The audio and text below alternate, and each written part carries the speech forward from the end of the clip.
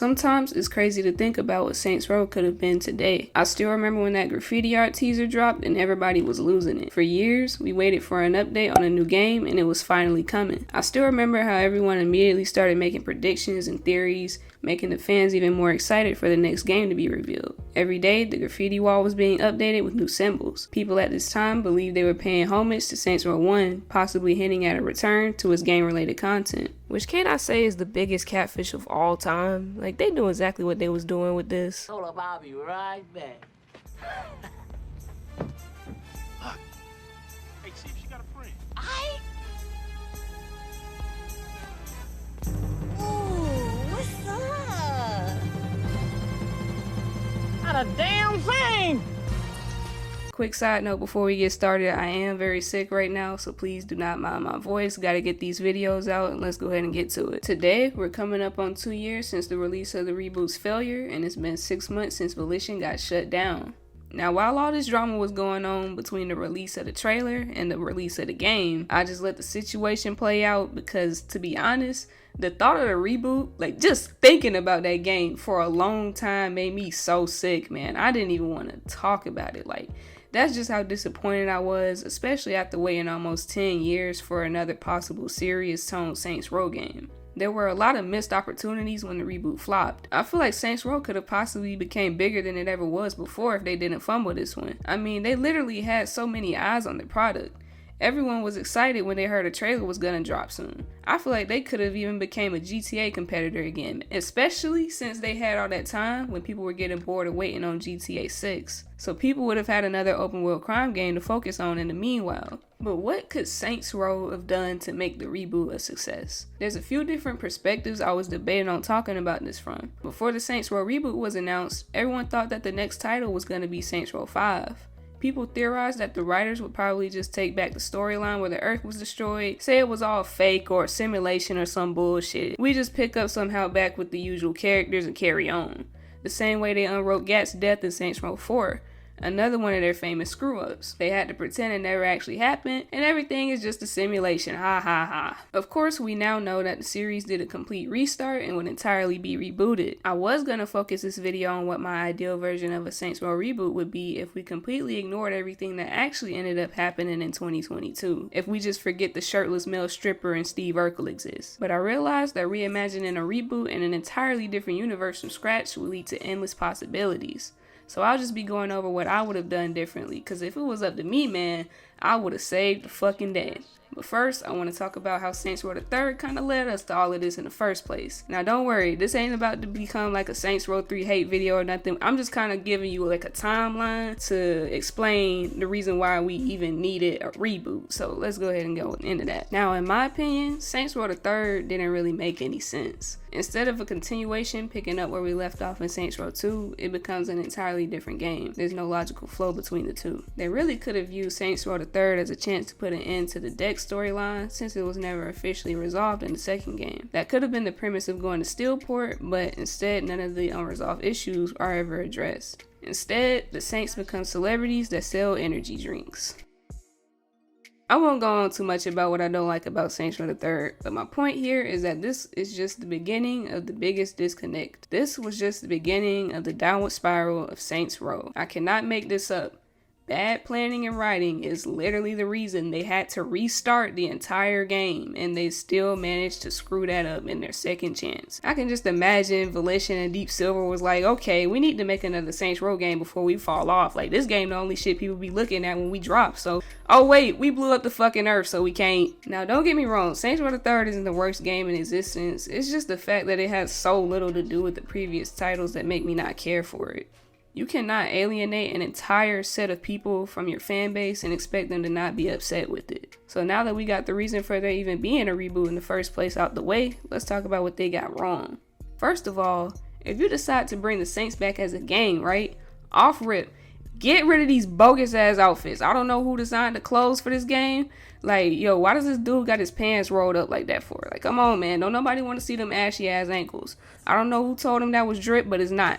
Second of all, he need to put some socks on. I know them shoes smelling crazy. I mean, damn, they got him looking wild out here. These just some fucked up ass characters. And I have no clue why they thought this guy not wearing a shirt was just the funniest shit ever. Like, don't nobody want to see that shit. I'm a female and I don't want to see that shit. Can you imagine as a grown ass man, you chilling with your homie and he just take his shirt off for no reason? You be like, nigga, what the hell you doing? If it was up to me, I'd throw in some fitted jeans, add in some nice but simple shirts, you know, some hoodies, some sneakers. It don't even gotta be nothing crazy. Like, they don't gotta make it look like they about to go shoot a rap music video, but they could have put them in some decent fits, like just regular stuff that young people in the hood be wearing now. That's just the direction they moving away from for whatever reason. But I'm gonna get to that a little bit later. I'm gonna explain that too, because that's a big issue. Just think of any major city right now what you see young niggas wearing. Like, just look at the GTA 6 trailer. Not to bring GTA up too much, but they knew what was up with them character designs. You can tell just from the trailer that they already, you know, they actually paying attention to what people be wearing. Like, this shit is just not accurate at all. And I'm about to take a moment to say what we all been thinking for a minute. Saints Row, not even just the game itself, but the community has been washed as fuck. Like, I remember going on Reddit after the reboot reveal, and I saw this guy saying some dumbass shit like, oh, gangs don't exist anymore. Nobody dresses like it's 2006 anymore, or it's not the 90s anymore. People don't wear baggy clothes anymore. The new Saints look modern. And I made a post that completely debunked that shit. That joke was so funny, man. I'm gonna probably put like a little screenshot of it in the video. I don't know. Like, can you seriously imagine living in such a safe bubble that you think gang culture isn't around anymore? Like, yeah, it's not 1990 anymore. You ain't gonna too much see many people repping colors with the baggy clothes, but gang members still carry themselves and dress a certain type of way. Another argument people try to counter this with was, well, Shandi didn't look like she was a gang member. She looked like a hippie. Look, she was raw as fuck, whatever way you want to put it. A lot of women are able to join gangs because of their sex appeal. What Shandi had, that was literally a part of her whole storyline. Shandi being promiscuous was low-key the entire premise of her being in the gang. Her sleeping with a member of the enemy gang literally helped you gain information to take them down. Like, think about this, right? You know how many women have sold out their ex in real life? Like, Shandi is basically no different. Why wouldn't the Saints take advantage of that? If she didn't have to connect, we wouldn't have been able to fuck up the Somni drug market. Shit like that happens in real life. It just makes sense that they included her in the game. She actually had a purpose for being there. It wasn't written off as a joke. But then again, that just shows you the kind of people we arguing with. And I said it. I finally said it. It is what it is. But even if the character designs wasn't lame, it still wouldn't matter because their personalities and the writing is trash. If I was running shit at Volition or Deep Silver, oh, the whole creative team would have been fired. All them writers and directors, Jim Coon, whoever the hell these people are on IMDb, I don't even know who they are. Douglas, Larry, Jamie, Jaquez, Jeremy, and Jen, all of them would have to get the hell up out of here if it was up to me. I'm sorry. If I was doing the hiring, I would have gave them a drug test, thanked them for the time, and sent them on their way. Man, I wish I would hire somebody to write for my game, and I'm interviewing them, and they telling me their best idea is to give somebody a waffle tattoo, make a bunch of ball jokes, and friendship karaoke. Get that the fuck out of here. I would have invested way more of that $100 million budget into finding some good writers and character story developers. And that's another crazy thing. How do you manage to get a $100 million budget and fuck up this bad? Like, what were they even doing with all that money and time they had? Jacking off to Kevin having his shirt off or some shit? Instead of making Eli a fucking mark, they could have portrayed him as still being smart, but still cool and laid back at the same time without being a completely unrealistic dork. Like, he could have been on some Kingpin type shit if they wanted to go the white collar crime route. Like, even that would have worked. Imagine if the Saints empire was built off scheming, fraud, corruption, possibly taking down enemies in a more hidden and calculated way, like such as sniping. They could have incorporated stuff like that. Even that would have been more interesting than this TikTok simulator, if they really didn't want to go the regular street gang route. And then even the little backstory moments that's supposed to be serious and make you feel bad for them don't even matter, because it literally has no effect on the happy-go-lucky Disney-ass tone that they try to set off for the game. Like, one of the points they really try to sell you on with Kevin is him being a foster kid. And it's like, why should I care? They give you no reason to care. He's literally just portrayed as an idiot. They could have used the foster care route to portray him as like, someone that gets involved in the wrong crowd, you know, being in the system leads them to being in and out of jail from a young age or something. They could have said he went to jail for a couple years when he was a teenager for robbing and, you know, trying to get by since he didn't have any family to support him, you know, how his life just set him up for the streets. But no, what did they decide to do with this guy? Talk about waffle makers and make shirtless jokes all day. Like anybody really want to see that shit? I'ma say it again, don't nobody want to see that shit. The next thing I would have done is invest in the voice actors. They should have brought Kennen-Michael back. This guy is a voice acting legend. He voice acted all the way from the original Saints Row game in 2006 all the way up until Get Out of Hell. In my opinion, he was the best male voice in the series. He just really sounded natural and convincing.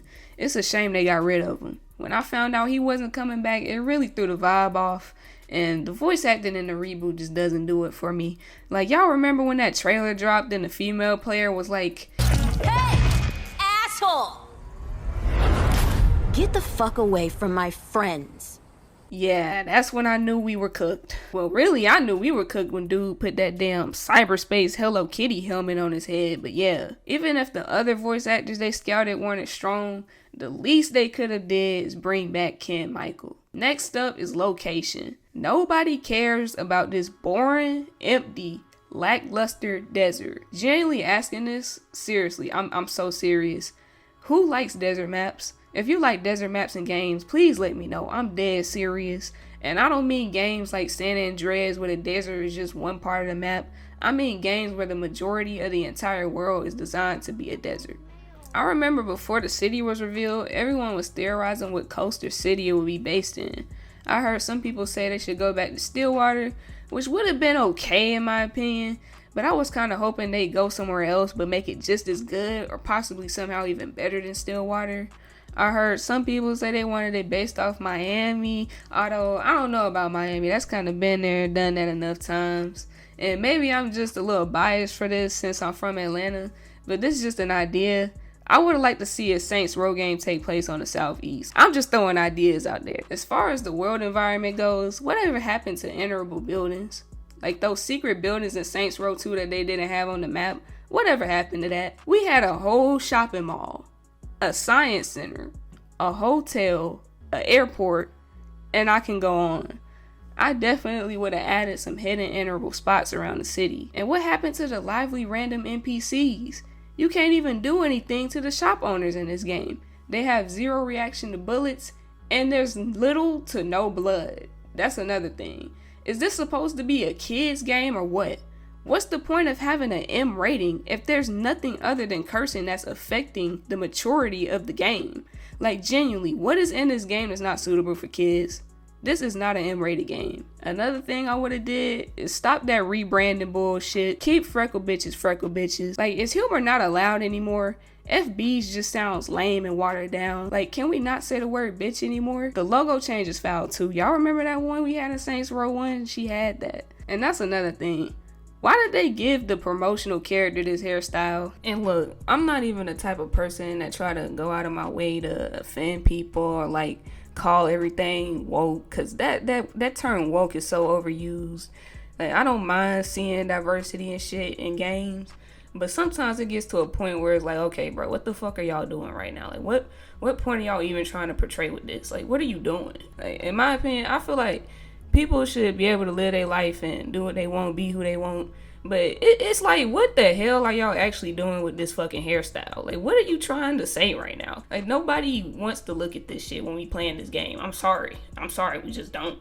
Just let us have normal hairstyles and clothes. That's all. This might seem kind of random, but hear me out. This is a little 3D model I created, and this is just to demonstrate how if the saintsrow reboot boss was gonna be female by canon in the promotions, this is just kind of a concept art of how I would have made her look if we had to go with that route. Like, just give her some tattoos or some shit, I don't know, make her a little thick, you know, especially in a game that's supposed to take place in modern times. She would not look like this, bro, come on now. Overall, they could have done so much better with that $100 million budget. I would never get over that. Like, how do you blow $100 million fucking dollars? That's just unbelievable. It's really no wonder Volition got shut down after that. I can't even feel bad for them at that point, because it just shows that you ain't even trying. You know how many people it is out here working on passion projects, indie game developers that wish they had that kind of money? and they just blow it. Man, give me that and gaming would have been saved. I'm getting the best team together. We making some shit shake. I swear, it's stuff like this that just makes me wish I had some kind of pull to create my own stuff. And I'm sure it's a lot of people that feel that way too. But that's about it for this video. I appreciate the support on the last Saints Row video. Thank you guys so much. I swear, ever since I started YouTube, Saints Row always been the one community that just shows out every video. But yeah, I'm gonna catch y'all later. Let me know what y'all would have wanted to happen in Saints Row, what you agree on or disagree on. And I'll catch y'all later. Peace out.